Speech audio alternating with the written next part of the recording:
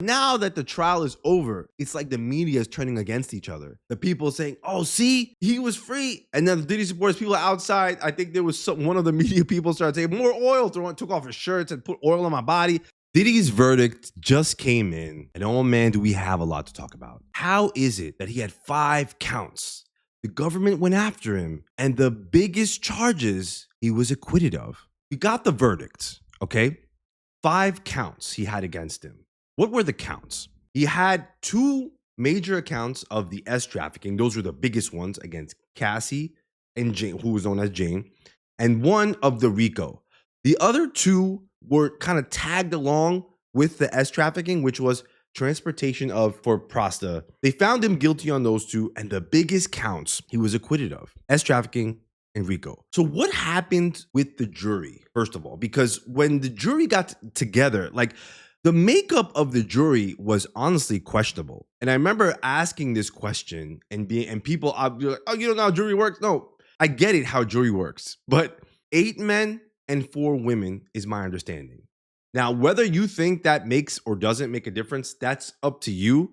But I would imagine gender roles have got to play something here, especially given all the controversy around the case. So 8 men, 4 women. They get together. They're told to deliberate after everything's closed. We're in a 7-week trial. They deliberate, and within a day or a day and a half, they're like, we got it. We're done. The only thing we don't know is the Rico. We're thinking about it, right? So everybody's confused. Like, everybody's thinking at that point, oh, wow, that fast? He's definitely guilty, right? Like, people are thinking, wow, they got it down. I mean, the S trafficking of Cassie, like, how could they not see that? For sure, they're finding him guilty, and they're just confused about the Rico. But it turns out to be the complete opposite. The complete opposite. They see him as not guilty almost instantaneously, unanimously. One juror, when they first get in, they say that this first juror wasn't able to follow the judge's instructions, right? That's the first thing that came out on the media because people were confused. We don't know why he was not able to follow instructions. And now this is what's questionable because a note went out to the judge. This one juror couldn't follow instructions. So it comes back to the judge and he sends them back.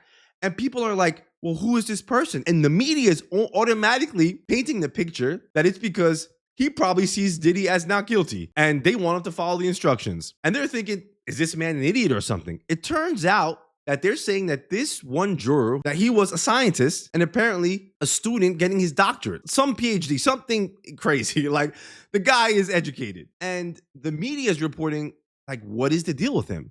My thoughts are that maybe this guy was actually trying to say, nah, bro, he's guilty. And they kind of went against him. We're like, nah, you need to follow his instructions. He's not guilty. We don't know, but the media portrayed it that way. But now that we're finding out they're not guilty, we're like, huh? Whether he paid off people is another question.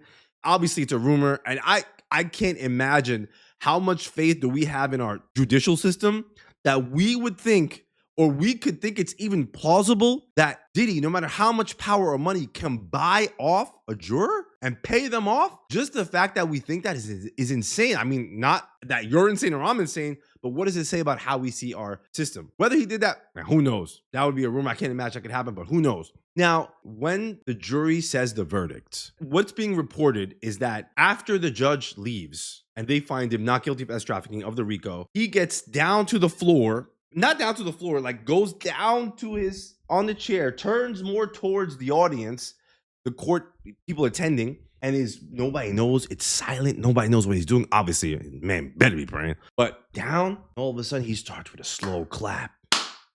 Gets up.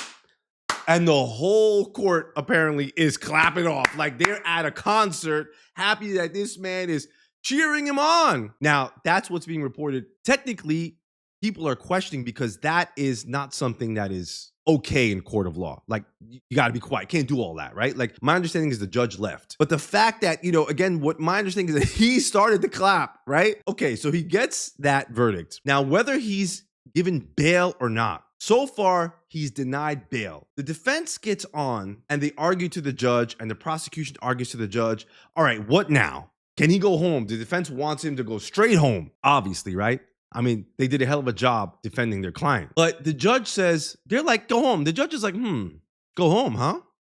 The judge here was a little bit interesting because he said, "What do you mean go home? This man is violent, right?" So, or not that he's violent, but something to the sense of like this case is based on has like a lot of violence, a lot of weird things going on in it. Y'all said in your defense there was violence. Now you're saying that no violence because you shouldn't be given bail if there's potential of any backlash, if there's potential of fleeing, if there's potential of violence or revenge against people, right? And obviously all the victims and the people who testified, like they're probably like, bro, Diddy has so much power now, who knows what this man could do, right? So the judge said, listen, I get it. You know, technically, like, he's not guilty of those big crimes. He is guilty of those other two. And y'all said that there was violence. So don't come tell me that this man is completely kumbaya, a Buddhist monk all of a sudden. So nah. And they were like, Judge, he said, bail denied. Get up on out of here. So now we know that the bail is denied. What the judge is going to rule on those two cases, we don't know. How much time could Diddy actually get? Ultimately, those two acts, they come with a sentence, a maximum sentence of about 10 years. So he has two of those, transporting for prostitute 2 times. And what the lawyers are generally saying is that he's probably going to get 2 to 3 years. It's really up to the judge at this point to decide. Obviously, he has time served, which I don't think was a lot, like 10 months. If they give him 3 years, he could be out in 2 years. Obviously, the prosecution puts for probably like 5 to 7. He could be out in 5, right? So, I mean, a lot of time for someone who's, I think he's 55, still a lot, but not that much. I mean, a 20-year sentence would have 20 year would have been like a life sentence for him practically. But the precedence that this case sets is a tricky one. People are split. Right now, America is really divided, and like as if it's ever been unified. But people are really divided now, right? And they were in a sense during the trial. There were pro Diddy supporters. And there were people saying, no, these people were victimized. They were essayed, they were et cetera. We can't let this slide. So now the division's even more. The controversy and confusion around this is that while we do have people being victimized, it's obvious, right? We have videos of domestic violence. The part that really got to me was that people were like, this is just domestic violence. Well, one, just saying that is a problem, right? Because just domestic violence is not okay to be said, because now you're basically planting the seed that it's not that bad for someone to do this DV against a man towards a woman or a woman against a man. Usually it's the opposite. That's one. Two, it's that this man was in a relationship, supposedly, right, with these women. Who knows what the actual official relationship was, because he clearly had relationship with a lot of women. He has children from different women. He had a wife. It was said that Cassie wasn't necessarily publicized at times, like his relationship with her. So we're in a relationship, and now we have DV, and now we have a weird lifestyle that involves this weird acts. I don't want to say them in the video. You all know what they are. And the jury being like, well, like, and people being like, well, they wanted it. They wanted to be there. They could have left. This case is going to set a significant precedence and was going to for both sides. If he was found guilty, I think the precedence would have been set that y'all men are people of power and y'all people of money. No, y'all got to be careful. Even if you're in a relationship with someone, quote unquote, if someone is okay with something and then not okay with it later, it has to be stopped. Just like RP, right? Between a boyfriend and girl, that could still happen. But it's like the jury's still not seeing that this is plausible. Like people, it sounds to me like the jury is seeing like trafficking is like, oh, we're talking about like a pimp and prostitute and something very esoteric, and that it can't happen in what people see in a regular relationship. But it can, right? So where the line gets crossed, it's setting a barrier saying, no, if a woman says no at one point, you can't use this psychological, financial manipulation, power over people to get them to do things, right? That would have been the precedent. So the man would be like, damn, like I can't overstep these bounds, right? But now with a not guilty verdict, it kind of sets the precedent or message perhaps to men or to especially people of power, opening up the Pandora's box, being like, they could be like manipulating these women, controlling these women, them being like, well, Diddy didn't get caught for it. Diddy didn't get in trouble for it. He held these things on top of these women's head. He paid their rent, allegedly telling them, if y'all don't make me happy, if y'all don't do this, then I'm going to take all this stuff away from you. That's okay now, right? So then the person feels compelled. And what makes this confusion is that in any relationship, clearly people feel compelled to appease their partner, right? So that's what made this a very nuanced conversation, is that people ultimately want to appease, whether that is through those weird acts, whether that's through any acts of kindness, generosity, or just reciprocity between the two people, because I want to make you happy. So where does this cross over to be like, no, she's not appeasing you. There's a point in time now where that needs to stop, and you're kind of coercing the person and manipulating them to do these acts. He's not guilty of that. So the message is that that barrier now is wide open. Now, the other thing that this sets is that the victim, it puts the blame on the victim, which victims of all these crimes already feel like they can't talk. Victims already feel like no one will believe them. So now it sets the precedent that you, the victim, if you don't leave, if you don't have muster up the courage and power to defeat this powerful man from getting you to do these things, but it's setting the precedent that then you are a part of it and you are agreeing to it. So that is a precedent that people have to be really careful about now going forward. If people are victimized, they would need to sort of distance themselves immediately, which to me, that can be almost impossible. Diddy being someone of extreme power, right? Like a lot of money, like he got the key to the city from the New York City mayor at one point, which was taken away. So if someone is in a relationship, like at what point do they feel? And again, that's for the jury to decide. That's not up to me. The jury's saying, no, instantly, not guilty. There being 8 men on the jury have an impact? I don't know. Y'all ask yourself that question. Did the fact that they weren't sequestered, in other words, being secluded, they were able to go home, and this Diddy trial was all over the place, media coverage was widespread. I would turn on the TV and I'd just see regular TV, trafficking Diddy. And I'm like, man, I don't want the kids to see this. All over. Everyone knows about this case. Did the jury not look up things or see things or talk to AI about these things? You know, that is a question, right? Like they were not supposed to, but did they? Who knows? The other issue is that the government now, which I think this is probably a good thing in a way, they tried to get him on the Rico, right? No Rico. That was the thing that the jury did question about. So they were a little bit confused. They were like, man, how do we see this as Rico? There were 8 acts.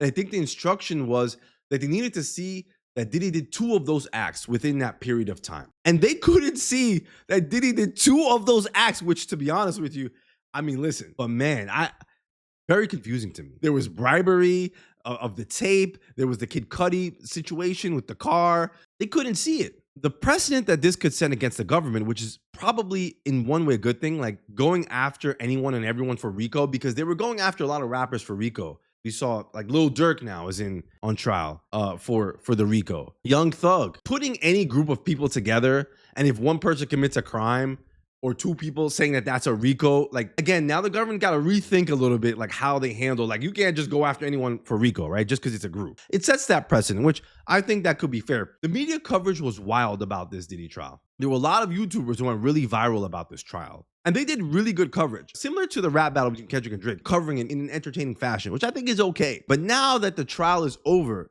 it's like the media is turning against each other. The people saying, oh, see, he was free. And then the Diddy supporters, people outside, I think there was one of the media people started saying, more oil, took off his shirts and put oil on my body. I mean, people just making light of the situation. It's probably not a good thing. Maybe they don't intend it that way, but there are victims of all this stuff. So people got to tread carefully. I think America in general is divided on this. And these women are saying that they love him. Once I heard Cassie saying, I did love him, or I love him, or Jane saying that she's still getting her rent paid, I would say, I was like, man, the jury, do I still think it could be as trafficking? I still think it can be personally, even though they say they love him, but I said, man, their jury is going to be like really confused. I really do think the media cracking jokes about the oil might push. I mean, it's as if baby oil didn't have enough marketing at this point. But I do think more so it's going to divide people. What I say to people is, you know who y'all should really be trying to go at instead of the media? Because we're just covering it. Whether I thought he was guilty or not doesn't really matter. And I've said that it matters what the jury is going to decide. But you know who y'all should really be questioning?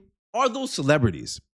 Because they were the ones, oddly enough, except Kanye West, didn't show up for Diddy, right? We're like, all y'all know Diddy.